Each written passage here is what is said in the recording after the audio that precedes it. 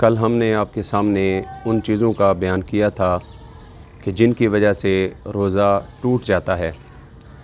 आज उन चीज़ों का मुख्तसर बयान करेंगे कि जिनकी वजह से रोज़ा नहीं टूटता। बाज़ वो चीज़ें हैं कि जिनकी वजह से रोज़ा नहीं टूटता, मगर लोग कम इल्मी की वजह से समझते हैं कि शायद हमारा रोज़ा टूट चुका है और वो अपना रोज़ा ज़ाया कर देते हैं। इन चीज़ों का जान लेना भी हर शख्स के लिए ज़रूरी है। भूल कर खाया, पिया, जमा किया, रोज़ा फासिद ना हुआ, ख्वाह वो रोज़ा फ़र्ज़ था या नफली रोज़ा था। रोज़ा याद होने के बावजूद मुँह के अंदर कोई मक्खी मच्छर चला गया या गर्दो गुबार, बाज़ औक़ात बाज़ जगहों पर नई सड़क तामीर हो रही होती है या कच्ची ज़मीन होती है, गाड़ियों के चलने की वजह से वहाँ से गर्दो गुबार उड़ता है। अगर वो हलक से नीचे उतर गया तो रोज़ा नहीं टूटेगा। अगर कोई शख्स आटे की चक्की के अंदर काम करता है या फिर भेड़ बकरियाँ पालता है और उसका गर्दो गुबार उसके हलक के अंदर चला जाता है, आटे का गर्दो गुबार या दीगर कोई चीज़ें पीसने की वजह से उसका कुछ गुबार अगर हलक से नीचे उतर जाता है, तो इन तमाम सूरतों के अंदर रोज़ा नहीं टूटता। उनको चाहिए कि वह अपना रोज़ा जारी व सारी रखें।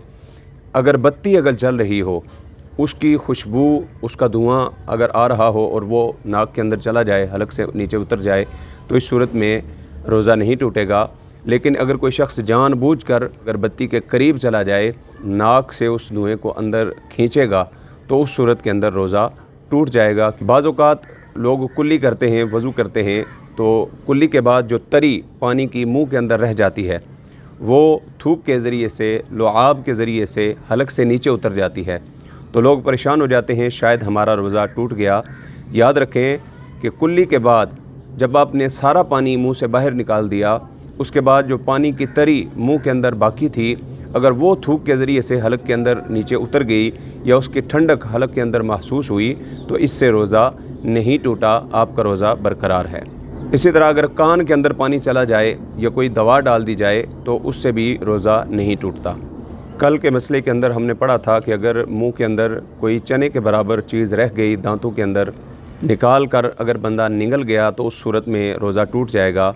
लेकिन अगर कोई ख़फ़ीफ़ सी चीज़ दांतों के अंदर रह गई जो लुआब के ज़रिए से हलक से नीचे उतर गई, तो इस सूरत में रोज़ा नहीं टूटेगा। अगर किसी के दांतों से खून निकला और वो हलक की तरफ गया लेकिन उसने उसको निगला नहीं, थूक दिया, तो इस सूरत में भी रोज़ा नहीं टूटेगा। उमूमन लोग छोटी सी गलतफ़हमी की वजह से रोज़ा तोड़ देते हैं कि हमारे मुंह से खून आ गया है, लिहाजा हमारा रोज़ा टूट गया। तो अगर उस खून को हलक से नीचे न उतारा जाए, बाहर थूक दिया जाए, तो रोज़ा बरकरार रहेगा। और याद रखें कि अगर कोई भूल कर खाना खाता है, भूल कर पानी पीता है, चाहे कितना ही ज़्यादा खाना क्यों न खा ले, पेट भर के खाना खा ले, पेट भर के पानी पी ले, तो उसका रोज़ा नहीं टूटेगा, उसका रोज़ा बाकी रहेगा। सुबह सादिक से पहले अगर कोई बंदा खा रहा था कि सुबह सादिक हो गई, यानी यूँ समझे कि सहरी करते हुए अगर अचानक अज़ान फ़जर शुरू हो गई, बंदे के मुंह के अंदर लुकमा मौजूद था या पानी का गिलास उसने मुंह के साथ लगाया और पानी की घूंट जो उसने मुंह में भरी थी, अज़ान होते ही अगर उसने उसको बाहर निकाल दिया, उस लुकमे को भी बाहर निकाल दिया, तो रोज़ा हो गया। और अगर उसने उसको निगल लिया, तो उस सूरत में उसका रोज़ा टूट जाएगा। ग़ीबत करना अगरचे एक बहुत बुरा अमल है, जिसके वजह से रोज़े की रूहानियत के ऊपर, नूरानियत के ऊपर फ़र्क पड़ता है, मगर ग़ीबत करने की वजह से रोज़ा नहीं टूटता। मगर फिर भी हमें रोज़े की हालत के अंदर ग़ीबत, चुगलखोरी और दीगर किस्म की बुराइयों से बचने की कोशिश करनी चाहिए। गुस्ल फ़र्ज़ हो गया, सोते हुए किसी का एहतलाम हो गया, तो उस सूरत में उसका रोज़ा नहीं टूटा। लोग एहतलाम होने की वजह से खाना पीना शुरू कर देते हैं और कम इल्मी की वजह से वो समझते हैं कि शायद हमारा रोज़ा ज़ाया हो गया। याद रखें, एहतलाम होने की वजह से, ख़ुद ब खुद गुस्ल फ़र्ज़ हो जाने की वजह से बंदे का रोज़ा नहीं टूटता। हाँ, अगर बंदा ख़ुद अपने ऊपर गुस्ल को फ़र्ज़ करे किसी अमल के ज़रिए से, तो उस सूरत में रोज़ा टूट जाएगा। रोज़े की हालत में इंजेक्शन लगवाना कैसा? तो याद रखें, उलमाए किराम ने इस बात की इजाज़त दी है कि चाहे वैन के अंदर आप इंजेक्शन लगवाएं, रग के अंदर लगवाएं या फिर गोश्त के अंदर लगवाएं, दोनों सूरतों में रोज़ा नहीं टूटता। मगर एहतियात के पेश नज़र अगर कोई ज़्यादा मजबूरी ना हो तो रोज़े की हालत में इंजेक्शन या ड्रिप लगवाने से इज्तनाब करना चाहिए और इफ्तार के बाद इंजेक्शन वगैरह लगवा लेना चाहिए। इसी तरह तेल वगैरह लगाने से रोज़ा नहीं टूटता।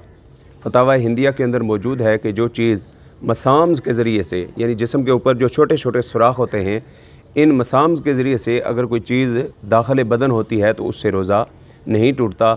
यही वजह है कि सांप के काटने की वजह से रोज़ा नहीं टूटता।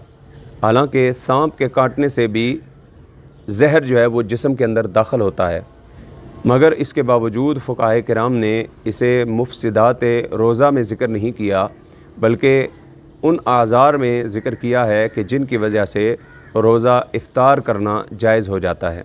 एक सवाल ये किया जाता है कि क्या खून निकलवाने से रोज़ा टूट जाता है? तो आक़ा दो आलम सल्लल्लाहु अलैहि वसल्लम का फ़रमान है, इन्नमल इफ़्तारु मिम्मा दखला वलैसा मिम्मा खरजा। रोज़ा सिर्फ़ उस चीज़ से टूटता है जो अंदर जाए, जो बाहर निकले उससे रोज़ा नहीं टूटता।